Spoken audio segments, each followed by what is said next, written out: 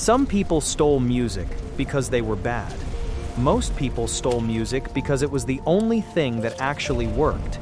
In the mid-2000s, the music industry was in freefall. CDs were dying, iTunes felt clunky, and almost every teenager in Sweden had LimeWire or the Pirate Bay on their desktop.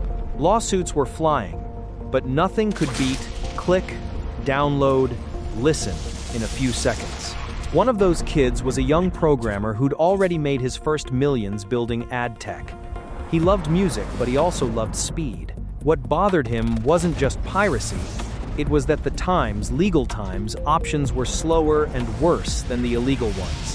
Why, he wondered, should doing the right thing feel like a downgrade? So he started obsessing over a different question. What if playing any song legally felt as fast as playing a file already on your computer? Not a clunky web player. Not a minute of buffering. Click a track, and it starts instantly. He and a small team in Stockholm hacked together a prototype that used a mix of central servers and peer-to-peer tech so well that songs seemed to start before you even released the mouse. There was just one little problem. They didn't own any of the music.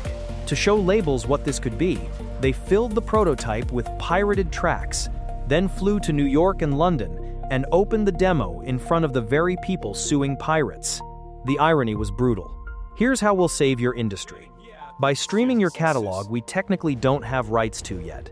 For 2 years, he lived in negotiation rooms. Labels were terrified of another Napster.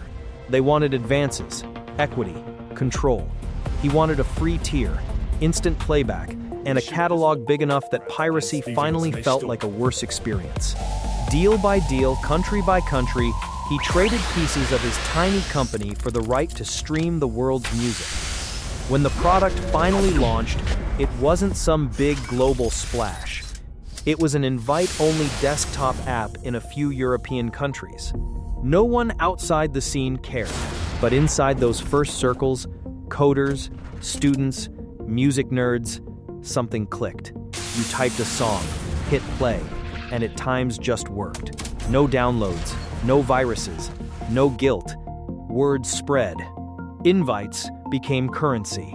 The kid who hated that doing the right thing felt worse than piracy had quietly flipped the equation. That kid was Daniel Ek.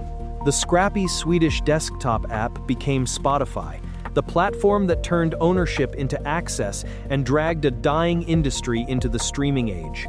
Follow Business Origin Stories for more true roller coaster stories of people who fixed a broken experience and accidentally rewrote an entire industry.